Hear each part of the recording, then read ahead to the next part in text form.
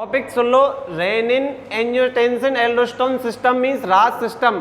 जब बॉडी में BP decrease हो जाता है, body blood pressure normal 120/80 mm of Hg से डिक्रीज हो गया। डिक्रीज किस कंडीशन में होता है? बॉडी में सोडियम लेवल डिक्रीज हो जाता है। सोडियम का मेन फंक्शन क्या है पता है किसी को? सोडियम वैसो कॉन्स्ट्रक्शन करता है जो ब्लड फ्लो को आगे बढ़ाता है। जब बीपी डिक्रीज हो गया तो बॉडी अपने डिफेंस में बीपी को मेंटेन करने के लिए अगेंस्ट लो ब्लड प्रेशर के जो वर्क करती है उसको रास सिस्टम बोलते हैं। इसमें एक कंडीशन होती है जिसमें decrease sodium level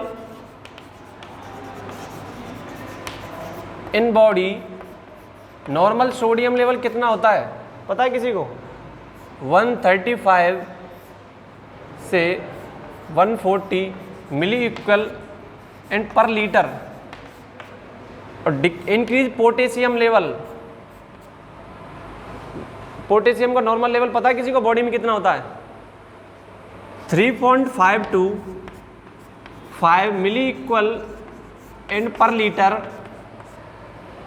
normal sodium level 135 से 140 मिली इक्वल पर लीटर और normal potassium level in body 3.5 to 5 milliequivalent per litre. यदि सोडियम लेवल 135 से डिक्रीज हो गया तो उसको बोलते हैं हाइपोनेट्रीमिया। और यदि पोटेशियम लेवल 3.5 से 5 से अधिक हो गया उसको बोलते हैं हाइपरकैलेमिया। ये कंडीशन है जब सोडियम डिक्रीज हो जाएगा तो पोटेशियम इंक्रीज हो जाएगा तो वैसो डायलेशन होगा कि नहीं होगा? सोडियम वैसो कॉन्ट्रैक्शन करता है। जब सोडियम नहीं रहेगा तो वैसो डायलेशन होगा कि नहीं होगा?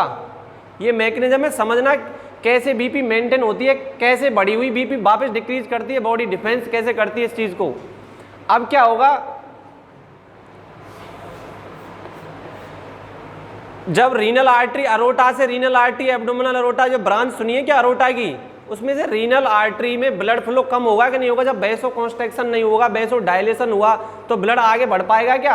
अरोटा में रीनल आर्टरी में नहीं बढ़ पाएगा ना। तो जो रीनल आर्टरी की अफरेंट एंड इफरेंट आर्टियोल्स उसमें ब्लड पहुंच पाएगा क्या? नहीं पहुंच पाएगा ना। तो ऑक्सीजन पहुंच पाएगी क्या नेफ्रॉन के लिए, बोमन्स कैप्सूल के? नहीं पहुंच पाएगी ना। तो जब रीनल आर्टरी से ब्लड फ्लो नहीं होगा तो अफरेंट आर्टियोल्स में ब्लड कम जाएगा तो ऑक्सीजन भी कम जाएगी। ऑक्सीजन कम जाएगी तो रीनल हाइपोक्सिया होगा कि नहीं होगा? Hypoxia means decrease oxygen supply in tissue. Hypoxia and cyanosis दोनों कंडीशन अलग है। Cyanosis means blue discoloration of skin, hypoxia means decrease blood supply and oxygen supply in tissue. तो हाइपोक्सिया के रेस्पॉन्स में रेनिन RENIN, ध्यान रखना रेनिन एक RENN वाला रेनिन है वो स्टोमक से निकलता है। ये RENIN रेनिन हार्मोन है जो कि नेफ्रॉन के बोमन्स कैप्सूल से निकलता है। किसके रेस्पॉन्स में निकल रहा है? रीनल हाइपोक्सिया के रेस्पॉन्स में। जब किडनी के लिए ब्लड फ्लो नहीं हो रहा, बॉडी में सोडियम लेवल कम हो गया, वैसो कॉन्ट्रैक्शन नहीं हो रहा, ब्लड कैसे फ्लो होता है? एज ए पेरिस्टाल्सिस मूवमेंट से फ्लो होता है कि नहीं होता? कैसे होता है? पहले कॉन्ट्रैक्शन हुआ, फिर आगे गया, फिर रिलैक्सेशन हो गया। पेरिस्टाल्सिस समझते हो? GIT में पढ़ा होगा पेरिस्टाल्सिस। अब सुनो, जब रेनिन आ गया, रेनिन बढ़ा, ब्लड में रेनिन का लेवल बढ़ गया तो रेनिन क्या करता है जब ब्लड में? तो बॉडी रेनिन के अगेंस्ट लंग्स एंड लीवर से एक एंजियोटेंसिनोजन, एक प्रोटीन है एंजियोटेंसिनोजन, ये जब इंक्रीज ब्लड रेनिन लेवल, जब ब्लड में रेनिन का लेवल बढ़ जाएगा तो इसके अगेंस्ट बॉडी के लंग्स एंड लीवर से एंजियोटेंसिनोजन प्रोटीन निकलती है। एक प्रोटीन है, इसको मैं यहां बना रहा हूं, इसको देख लेना, दिख रहा है ना। जब रेनिन बढ़ा तो लंग से एंड लीवर से एंजियोटेंसिनोजन एक प्रोटीन है जो किसके रेस्पॉन्स में बढ़ रहा है? जब बॉडी में रेनिन का लेवल बढ़ रहा है ब्लड में। रेनिन कहां से आ रहा है? बोमन्स कैप्सूल से। जब रेनिन बढ़ा तो एंजियोटेंसिनोजन ब्लड में बढ़ गया। अब ये एंजियोटेंसिनोजन बीपी को मेंटेन कर पाएगा क्या? ये इसको भी तो धोएगी बॉडी, धोएगी कि नहीं धोएगी। अब इसके रेस्पॉन्स में जब ये एंजियोटेंसिनोजन ब्लड में बढ़ जाता है तो नेफ्रॉन के 2-3 पार्ट्स पढ़े हैं आपने, पीसीटी, डीसीटी, कलेक्टिव ट्यूब। तो एक पीसीटी होती है ना, प्रॉक्सिमल कन्वर्टर ट्यूबुल्स, यहां से एक एंजाइम निकलता है एसीई।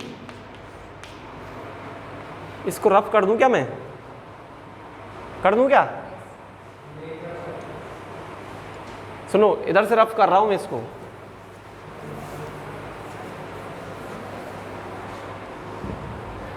पीसीटी से एसीई, हाँ एसीई, एंजियोटेंसिनोजन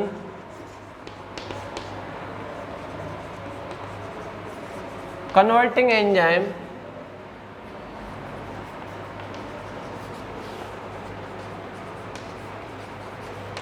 जब बॉडी में एंजियोटेंसिनोजन बढ़ा तो इसके अगेंस्ट नेफ्रॉन के पीसीटी से एसीई एंजाइम निकलता है। इसका काम क्या है?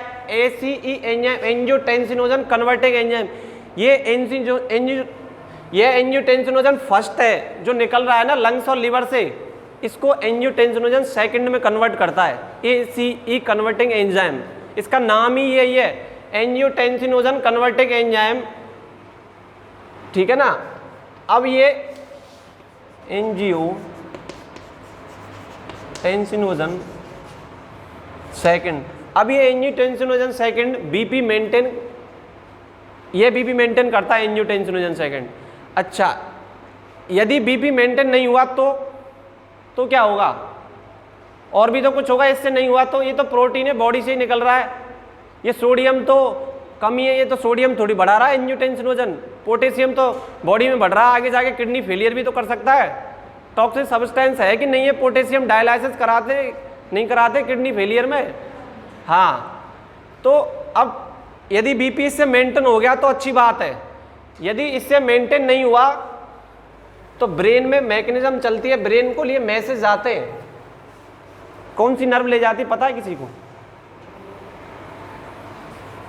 सेंसरी नर्व लेके जाती है, हाइपोथैलेमस से रिलीजिंग हार्मोन निकलते हैं जो एड्रिनल ग्लैंड पे वर्क करते हैं। एड्रिनल ग्लैंड के बारे में मैं जनरल बता रहा हूं आपको। ये एड्रिनल ग्लैंड है, किडनी के ऊपर होती है ना। इसके 2 पार्ट्स होते हैं, एक एड्रिनल कॉर्टेक्स, एक एड्रिनल मेडुला, एक एड्रिनल मेडुला।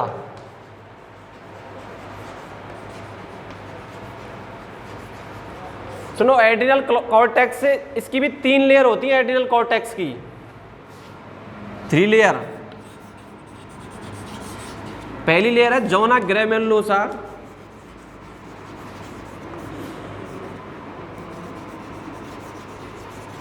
दूसरी जोना फैक्टिकुलेरेसा,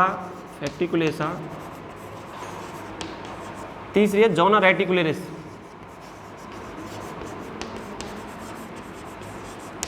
ये आउटर लेयर है एड्रिनल कॉर्टेक्स की, ये मिडिल लेयर है, ये इनर लेयर है।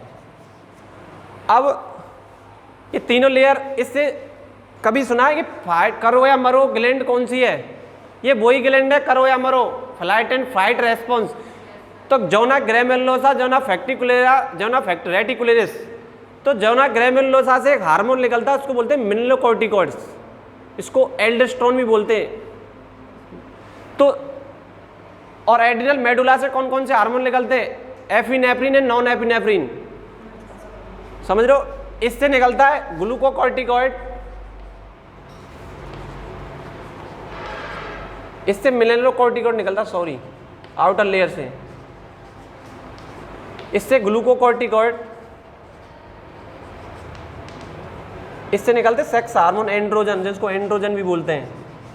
इनका छोड़ो, इसको जोना ग्रैमेरुलोसा आउटर लेयर का फंक्शन है। ये क्या करता है? जब एंजियोटेंसिनोजन, जब बीपी मेंटेन नहीं हुआ एंजियोटेंसिनोजन सेकंड से, तो सेंसरी नर्व के द्वारा इंपल्स जाते ब्रेन के हाइपोथैलेमस से, वहां से रिलीजिंग हार्मोन निकलते, ACTH नाम सुना है, एडिनोकॉर्टिकोट्रोपिन रिलीजिंग हार्मोन।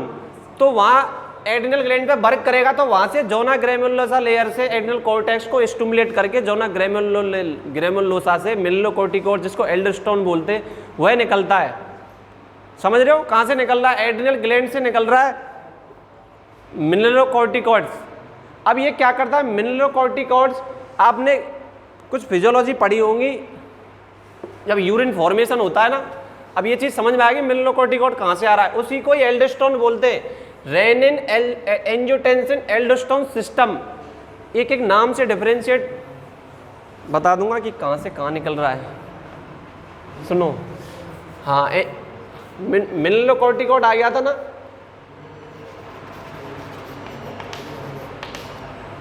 सुनो अब तीन फिजियोलॉजी है यूरिन फॉर्मेशन की। पहली ग्लोमेरुलस फिल्ट्रेशन, दूसरी ग्लोमेरुलस सीक्रेशन, दूसरी ग्लोमेरुलस रीएब्जॉर्प्शन, तीसरी सीक्रेशन, ग्लोमेरुलस सीक्रेशन।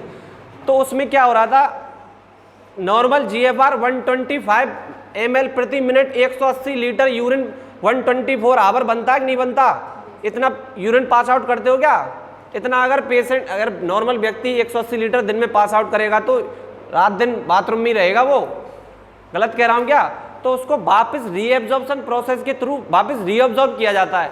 अच्छा, कुछ जो बॉडी के लिए यूजफुल सब्सटेंस होते हैं उनको सेमी परमेबल मेम्ब्रेन के द्वारा छान दिया जाता है। ऐसे वो बोमन्स कैप्सूल में नहीं है क्या, जीएफआर ग्लोमेरुलर फिल्ट्रेशन रेट, कैसे प्रेशर पड़ता है, वो एक यूरिन फिजियोलॉजी में रास सिस्टम बता रहा हूँ, उधर ना जाते हुए।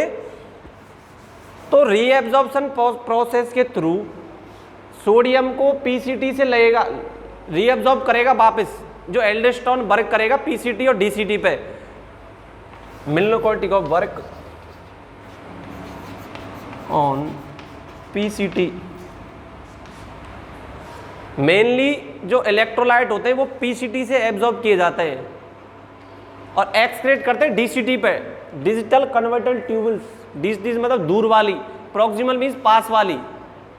तो यहां से क्या करेगा, सोडियम का रीएब्जॉर्प्शन।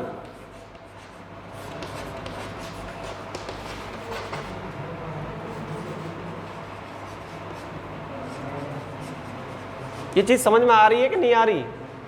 बहुत तगड़ी फिजियोलॉजी है ये। सुनो, जब सोडियम को वापस रीअब्जॉर्ब कर लेगा तो बॉडी में सोडियम लेवल बढ़ेगा कि नहीं बढ़ेगा?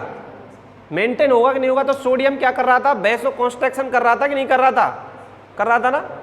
तो वैसो कंस्ट्रक्शन करेगा तो बीपी मेंटेन होगी कि नहीं होगी? जो पोटेशियम है उसको डायरेक्टली, जो पोटेशियम यहाँ से नहीं छन रहा है बोमन्स कैप्सूल से, उसको डायरेक्टली सीक्रेशन किया जाता है, डायरेक्ट डीसीटी में डाल दिया जाता है पोटेशियम को।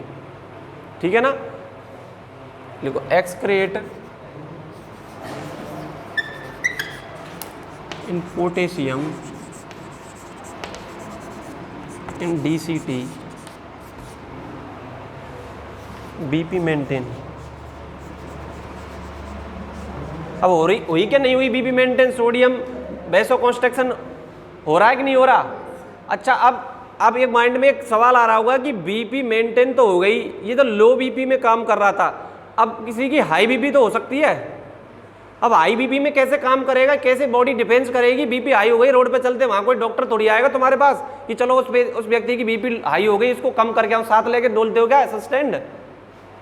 तो उसकी एक फिजियोलॉजी है। एक तो फ्लूइड शिफ्टिंग से होता है, जो बॉडी डिफेंस करती है फ्लूइड शिफ्ट। एक हार्मोन निकलता है राइट एट्रियम से, हट के राइट एट्रियम से,